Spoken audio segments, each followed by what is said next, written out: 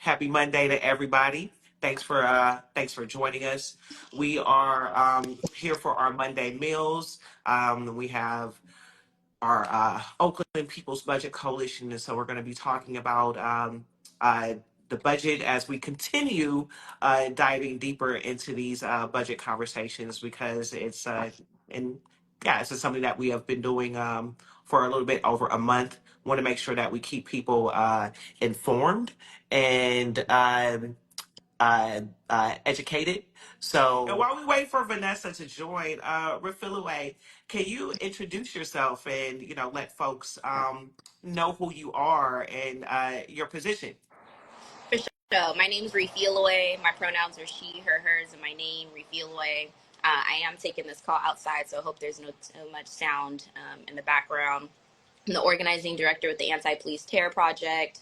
I'm from Oakland, East Oakland. Grew up there, and maybe there'll be some questions around that, but my experience growing up undocumented and housed and throughout Oakland and the Bay Area very much informed what brings me to APTP, experiencing the violence of the state, through shelter systems, through the threat of family separation. For Black migrants in particular, the threat of ICE and detention is paired with the threat of being policed and incarcerated, being caught up in the jail systems is actually how most folks end up in ICE detention. So when you were talking about, the impacts of what's happening across our state, happening, right here in the Bay Area, people being picked up from court systems, and we see police in riot gear already geared up to suppress our movements. They have been, and we saw it yesterday in the streets of San Francisco. And so, yeah, I'm with APTP. I'm from the town, and I'm really glad to be talking to you. Great. And I just want to again shout out you, APTP, and everything that you've been doing. It's nice to see folks out here really doing the work that's important to keep people safe. So APTP, eBase, Oakland Rising, and numerous other orgs that's doing great work here in the city. We're all part of the Oakland People's Budget Coalition. Would you mind? What called you to do the work that you're currently doing now with Anti-Police Terror Project? Well, APTP's mission is to eradicate state violence. We really get to the heart of the state itself. Some of what's happening now, and I believe in cross-movement work and meeting people where they're at to an extent, but I'll say it's a little disconcerting to see the American flags utilized as a symbol of resistance or freedom at actions when that has been the symbol of violence for our folks for so many years. And so I appreciate that APTP has this understanding of the state's history, the state's function as it relates to Black people, and that actual freedom for our people, liberation for our people, and to eradicate state violence in our communities would require to stop reliance on the state, to build systems of taking care of each other. We say we take care of us. So figuring out what does crisis response in our community look like? What does it look like to actually look at what we're funding the state to do, where our dollars are going, and advocate for rerouting those dollars, all really resonate with me because, as I mentioned, I grew up undocumented, unhoused. So going from shelter to shelter, couch to couch, was a big part of my lived experience, seeing the ways that from the school system to social services, my mother was criminalized in her efforts to try to take care of me while she worked as many jobs as she had access to be able to provide. And so, yeah, I think just wanting to not have my family be separated by these systems was a big part of what radicalized me as an organizer, to be able to look at actually that there was a connected systemic issue across the ways that the medical industrial complex took away people's agency if they experience mental health issues, and rather than resource and support people, that the state would rather separate and punish. And that's something that is a deep problem. It's this deep social problem that impacts folks who look like you more so, but it impacts people all across race. It's a deep class issue. So actually I came up into organizing as a labor organizer before I came into APTP, organizing service workers at a local where if my mom had still been working at UC as a contracted worker, would have actually insourced her and gave her the opportunity need to have benefits, and would have completely changed my childhood and what my sister's lives look like. So getting at the issues of state violence from a really broad, politicized and data-driven understanding of what actually keeps people safe, and how we create systems of safety for ourselves. You know, my mom gave me a model with limited resources to be able to connect with community, to be able to take care of each other. And so just building off of that, my grandparents were freedom fighters. My grandma actually came to Oakland before me and my mom did. I wasn't born here. I was born in South Africa. Came here when I was 3 years old, and my grandma had been here for 10 years already as a refugee, exiled from our country for fighting for liberation. And Hmm. so I come into this work as an inheritance, and I come into this work because of my direct lived experiences in Oakland and not wanting to see the struggles of my family replicated in future generations. That's beautiful. Everything that you just said, as far as what brought you to this work and how things have become full circle. Mm-hmm. And I think that some of the points that you hit on um, also leads me to my next question around what is the People's Budget Coalition. We are advocating for numerous things, but if you can just touch on a few of the things that Oakland's People Budget is advocating for. Um, I know that we are definitely pushing to support macro and other um, uh, things that are being cut that is important to the not just the safety of Oakland residents but just the overall well-being. Absolutely. I mean, that's the full picture. Is we are organizations. I don't ask me to name all the organizations. Folks like Street Level Health Project, and our organizations, of course, Courage, Somos Familias, folks representing our babies, with BOP, Black Organizing Project, Hmm. folks representing our artists and culture workers. That's the BAM CDC, Black Arts Music District. Don't give me the work of Ayodele and Zinga, of course, and their organization. Folks representing our workers. We have labor unions in the coalition with IFPTE and SEIU who are fighting against layoffs right now. Parent Voices Oakland advocating to save and protect Head Start, which we were threatening to lose. Right, we talked about growing up in East Oakland, 92nd Head Start been gone. Right, but the threat of the Head Starts that are still in Oakland closing entirely, especially with federal funding being pulled away. Um, it's a beautiful coalition because we're able to see, right, how all of our issues are related to each other. That actually, if we want thriving communities, if we want, the Oakland that we all love to be able to prosper, and for our community to be a part of that prosperous vision, right? It's not a thriving Oakland without us, nothing for us without us.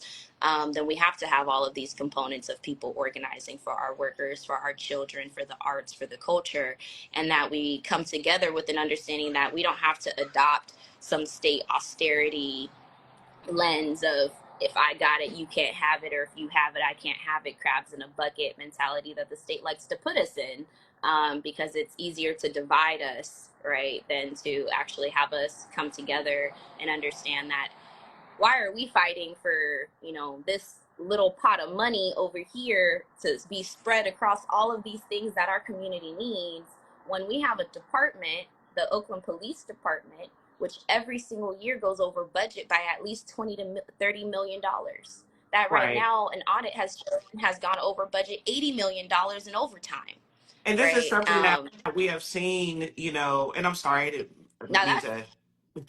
Yes. get into it. Uh, and as somebody, and I'm pretty sure you can relate to this as someone who's been here all their life, this is always something that has been an ongoing issue around the budget. And when it comes to budget season, it's really a time for us to see not only what the priorities, of the mayor or other people, but all representatives.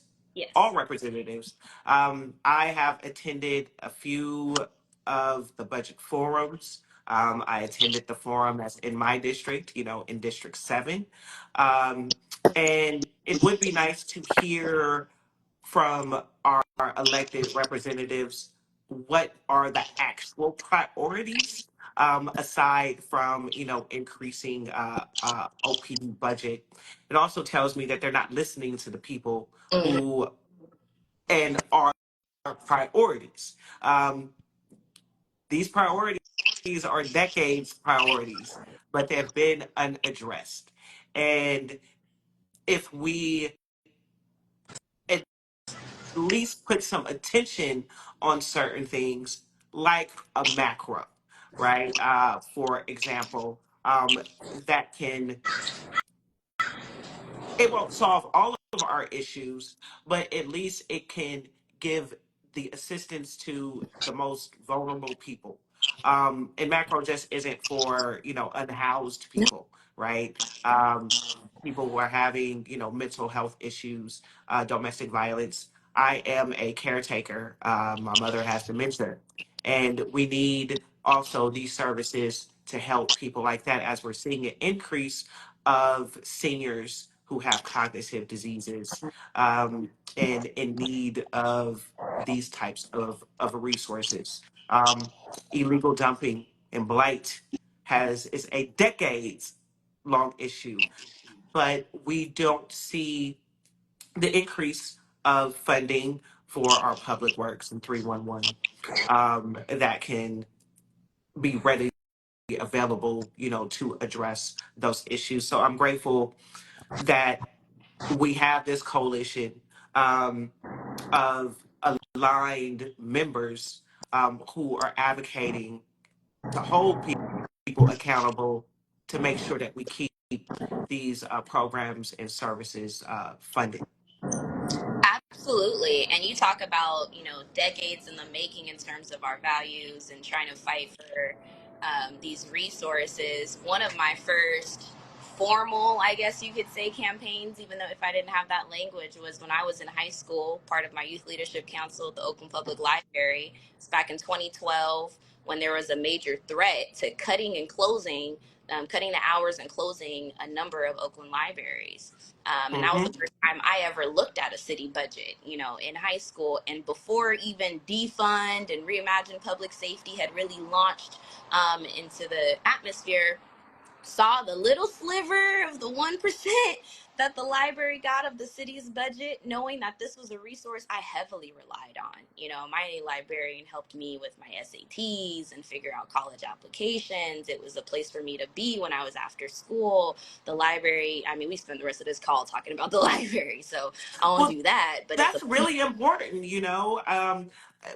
I don't think people really understand that, and I believe that they are still trying to prioritize like our parks and libraries, um, uh, in the budget, but a lot of times those are some of the first things to get cut. Hopefully, they're trying to prioritize those things. But with that being said, what is not being considered, in the budget? It doesn't have to be everything, but like you said, libraries is important. We have, our 311. There are services, that are being cut. But in your opinion, where should we be prioritizing, some of these things? I mean, that's a part of it, right? So the library is not necessarily advocating for itself in this budget right now, in that it's not facing cuts, right? But we also Right, don't see right. the library asking for more money. It's just maintained the little bit that it gets. And there are certain departments that know not to ask for money when it comes to the general fund. They go outside to outside agencies applying for other grants. They figured out how to maintain their services and operations outside of relying upon the city, which should be servicing and ensuring that those operations are funded. So we say that the library is good right now, but that's just because they're not directly targeting to harm. When do we get to actually advocate for a more prosperous library? When do we advocate for even more hours and more programs, knowing that this is a successful resource in our community, right? A data-driven resource in our community has benefited our community. Whereas something like the police department, which the data says that you actually respond, the percentage of so-called violent crime police respond to is like less than 10% of what they respond to. And they solve less than 10% of that to 10% of those crimes that they respond to. So they're bad at their jobs. And when they're bad at their jobs, they blame us for being bad at their jobs. It's how we got into this police Right. pursuit But they want to chase people. drama now. Oh, yeah, because for a year, they were telling business owners, oh, we would love to help, but we can't do this and we can't do that, excusing their failures upon public policy, which they're now forcing to try to change, which is actually already leading to killing people. And related to that is actually traffic, right? Our streets. We talk about keeping our streets safe. Keeping our streets safe would mean actually fixing the streets. We touched on Mr. Boomer, Marvin Boomer, who was killed in a California Highway Patrol chase. That same street where the chase occurred, the neighbors have been advocating for a turnabout.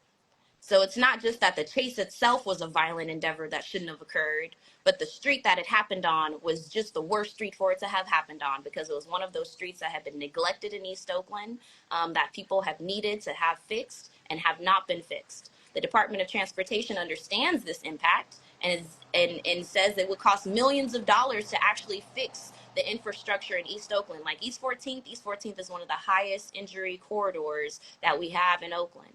Exactly. But too much money to the city to fix it. The amount of money it would take to fix East Oakland could be found in the police budget.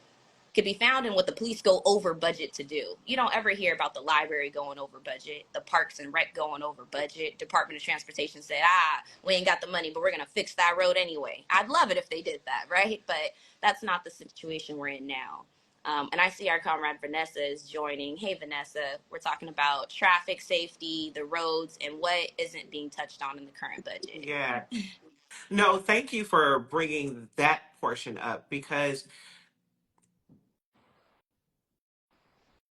sorry, yeah, the death of Marvin Boomer is just heartbreaking, and it's not something that I feel should even be a debate, right? And the amount of lives that have been lost over the years, not just recently. Um, Even going back to the concert last night, Raphael Sadiq was speaking. He lost his sister due to police pursuit, right? And so this impacts us all. Doesn't matter whom you are, in the city of Oakland. There was a gentleman who also recently lost his life, right, due to traffic violence on 73rd on his way back, from work. And so again, what are the priorities? What are the priorities to the people representing us? District 7, we have been asking for safer roads for road traffic for a very long time. It hasn't really, been addressed. Hey, Vanessa. Hey, I do not know how to do Instagram. I apologize No to everybody. worries. No worries. You know now. Yeah. And you're here now. So that's all that matters. Would love for you to, just introduce yourself, and, just briefly let people know how amazing you are and the work that you're doing with space. Um, so hi everybody, my name is Vanessa Riles. My pronouns are she, her. I was born and raised here in Oakland, California, have lived here the vast majority of my life, and I'm dedicated to this place because of family legacy and history and my own legacy and history. There is no other land on which I belong at this point. I have been doing organizing and activism, particularly around land and housing justice, as long as I can remember. Right now with eBase, I am honored to be part of the Oakland United Coalition and be pushing to make sure that our city budget actually benefits the people of Oakland, which it currently does not. And currently looking at the mayor's proposed budget, it doesn't seem like we're getting much closer in that direction, or the former mayor, because it was not our current mayor, Barbara Lee, who created this proposal. But this is the proposal that we do have to deal with, and I'm here to deal with it. Thank you. And some important points made. Um, the budget is done, but it was put together, and approved by our former interim mayor, with some guidance from former Mayor Libby Schaff, which is interesting. Um, and so, with all of that said, there's some things that we did discuss, but want to get your would love to have your input, as well. We're talking about, the city budget, certain programs that need continued support, such as macro, uh, some of our city services that are vital, like 311, for, our blight and, dumping. But what else is not being considered in the budget, Vanessa? And what aren't our electeds doing to really advocate? I think there's a few things, a lot of things to be concerned about in this budget.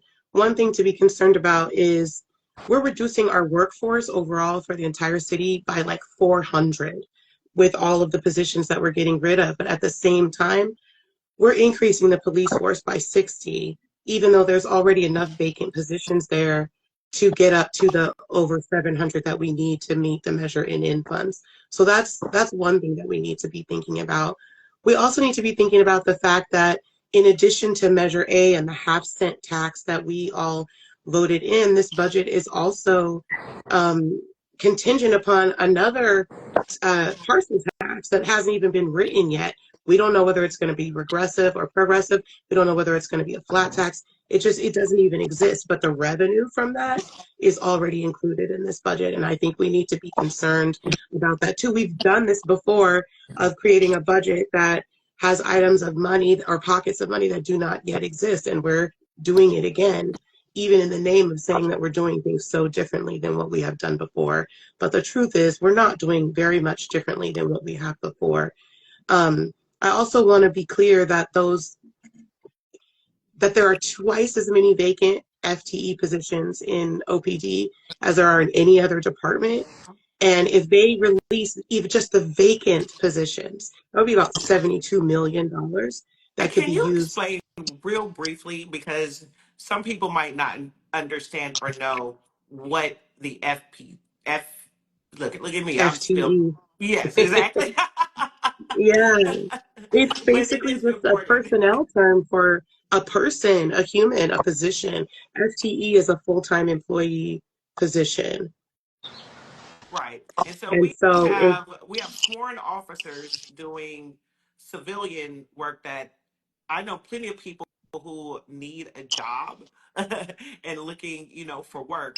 And so the recruitment clearly isn't good at getting civilians it who doesn't need work, employment to be hired by OPD. So we have sitting officers who are collecting pay for what they're supposed to be doing to keep us safe, but they're sitting behind a desk. right? Is that They're is that creating the correct? pay of sworn officers, even they're doing civil duties that should be civilian duties. I know that we have talked in the past about civilianization.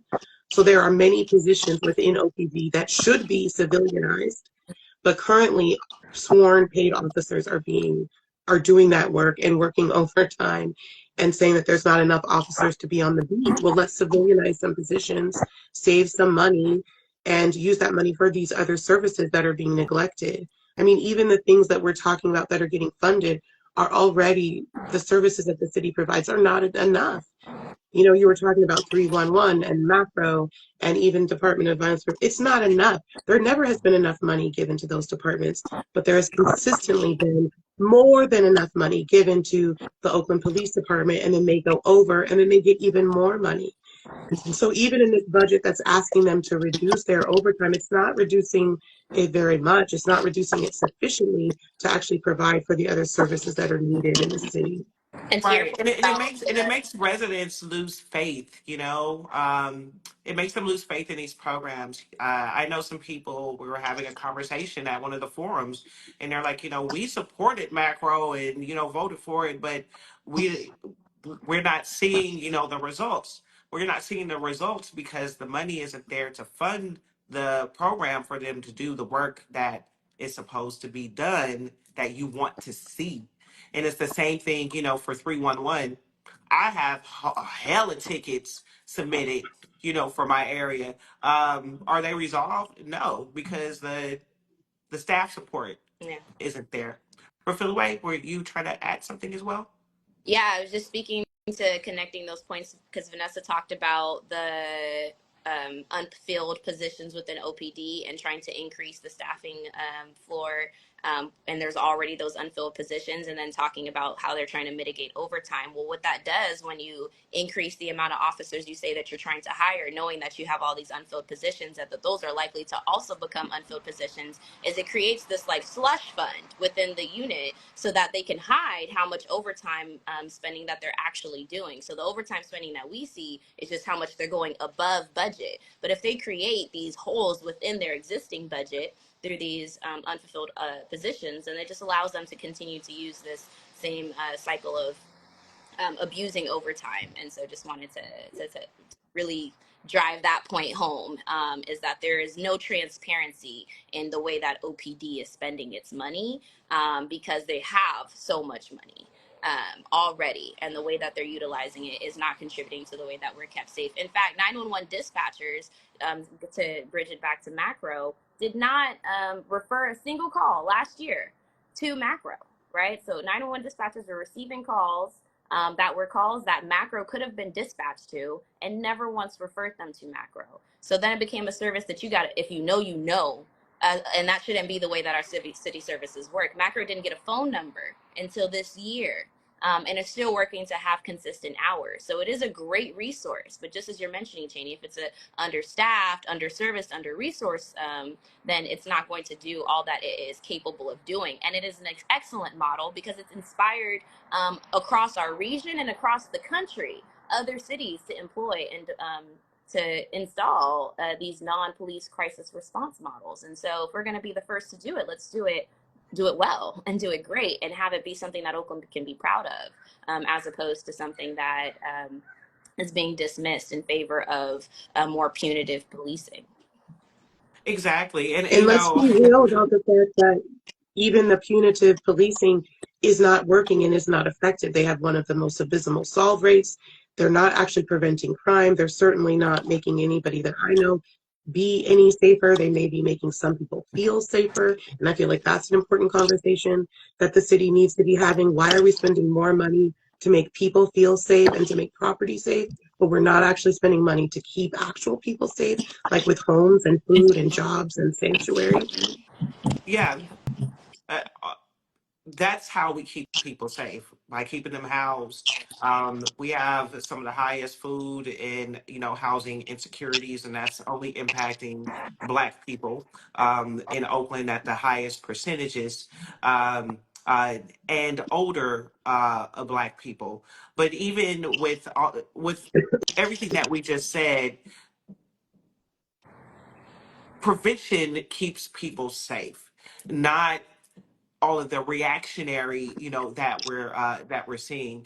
Um, I personally have experienced crime a few times in the last 6 months, right?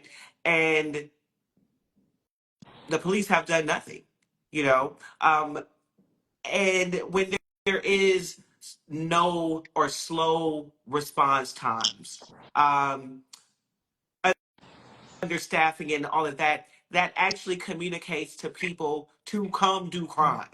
We need to keep that real. My car was stolen over a month ago, and the police have not done anything as far as reports. Mm. Other It was found in a whole other city, and the police in that area gave me faster response than here. And so Interesting you it's mentioned the response because, sorry, I just don't want to forget to mention ShotSpotter. There is a technology in our city that it's called ShotSpotter, and it's deployed by this private company called Sound Thinking, and it's meant to listen for what it thinks are gunshots. Over 90% of what it registers as a gunshot, the data has shown is not a gunshot, right? But it's in Oakland, and the problem, and why I connected it to what you mentioned about response times, is it automatically sends a unit, is the way that the program works. So anytime it hears what it thinks is a gunshot, that is a unit that is being sent to your community, that there is actually no gunshot that is happening, but there may be little black kids playing on the corner. And so what's to say what happens when a police unit is suddenly called to be in a neighborhood that did not actually call for those police units to be in the neighborhood, taking away from other folks who may actually be calling for those resources. Right. And we know that, in these areas historically, also, as we enter into the 4th of July season, there's a lot of Yeah. fireworks and, false things. But this is also how tech companies can come and lobby for their own personal interests under the guise of public safety. And that's not really keeping people safe at all. And so thank you for, all of that. Are there any other vital services that you feel we should be, prioritizing? I know that we talked about, macro and uh, 311, but within the coalition work, that we're doing, do you feel that there's anything else that the public should be aware of that we should be advocating for, Vanessa? I'll start with Vanessa and then Philip. Um, I just I do think it's important for us to also recognize that boards and commissions are being cut. Currently, the commissions and boards that exist are one of the only ways that people actually have a say in what's happening in the city. In fact, a lot of us don't even know all of the boards and commissions that exist and the ways that there are to have a say in what's happening in the city government and the decisions that are being made. But some specific commissions, especially the Oakland Police Commission, is getting cut significantly in ways that will make it even more difficult for them to do an already extremely challenging job. They will have less support from the city staff as well. Not to mention that the neighborhood services division has already been cut, which is one of the few divisions that actually allowed a way for people to have a say in what was happening. They're the ones that helped to run the neighborhood councils that exist all across the city of Oakland. Those things right now they're already on the cutting room floor. And how do we actually have a say in what happens in the future? How do we actually get measures changed so that we have structural change and transformation when we're being cut off, and funding to even for us to have a voice is being cut off? Absolutely. Would you like to add anything to that, Philip? I just want to highlight, we talked about housing a little bit. The Affordable Housing Trust Fund Mm-hmm. is not being fully replenished in this current budget. And so we actually have to fund housing solutions if we want to address the houseless crisis and to stop the sweeps that are happening on the streets.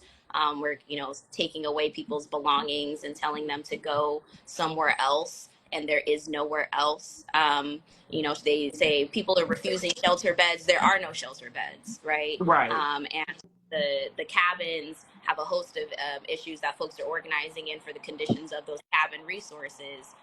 Not to say that there's even room there. And so when it comes to housing, just really want to reiterate to stop the sweeps and to fund housing solutions that folks are advocating for. I want to point out that we're advocating for things that are cost saving measures, right? That will save the city money. Those 38 positions within internal affairs and with OPD that can be civilianized would save the city $13 million.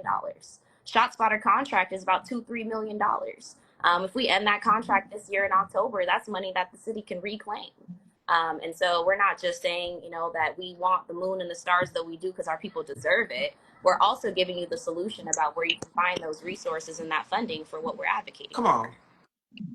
Exactly. And I see Leon Exactly. put in the chat that in the comments that Chicago got rid of ShotSpotter. So it'll be interesting to learn, what they did to get rid of that and reallocate the funds to where it needs to go. Um, Before we close, is there any upcoming meetings or actions that the public should be aware of? And how can we continue supporting the work that you are individually doing with your orgs and collectively with the Oakland People's Budget Coalition. The next two events that the city of Oakland is having where they're working on the budget are council budget sessions. One is on Wednesday, the 11th at 9 a.m. and the next one is the following Tuesday, the 17th at 9 a.m. On the 14th, this Saturday, we're going to gather at the Diamond Branch Library to plan what we're going to say on the 17th and make sure that we come out with a unified voice and something that's very clearly saying what we need to happen in this budget. So we do have a flyer. Hopefully folks from Oakland Rising can share that with everybody. We'd love to see people on the 14th to plan and on the 17th to make our voices heard. Absolutely. And we'll be there. We'll also be holding as APTP our monthly general meeting on the 18th. So you can tap in and hear about what we're doing to be organizing in this current moment for our communities, some of our additional alternatives and healing services that community can tap into to ground themselves as we engage in the current fight against ICE in our community, against CHP in our community, California Highway Patrol, and Governor Newsom's attack on Oakland. We'll have our monthly healing portal. We have every first and third Friday a healing clinic that happens in West Oakland at 893 Willow Street from 3 to 7. On June 20th, that'll be our Juneteenth healing clinic that we're actually going to be holding space. There were 2 murders on Willow that happened recently, in addition to Marvin Boomer's death, killing by Highway Patrol. So we want to create space for young people, Black people, to be able to heal in community with us on the 20th. And lastly, I just want to shout out IFPTE has a phenomenal report. Released a report last year in 2024, and they have a report this year in 2025, the public safety roadmap for Oakland, that really lays out a lot of what we talked about today in terms of where the city could be pulling from revenue and reinvesting in our community. Yes, please make sure you read that part from our labor union, and also support People's Budget Coalition petition. There's information in the comments, and we'll make sure to share on our Oakland Rising social media as well.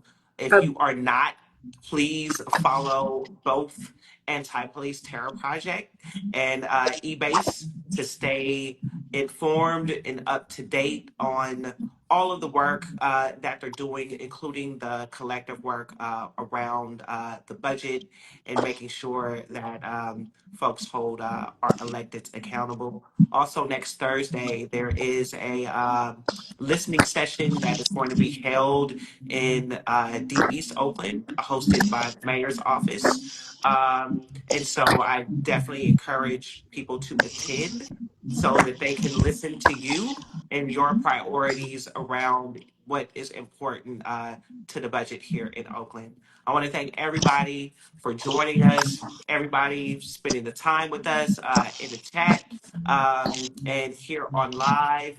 Thank you both for joining us, and appreciate all the work and hard work that you're doing here. Appreciate y'all. Solid there. All Thank right. you for making this space. Peace.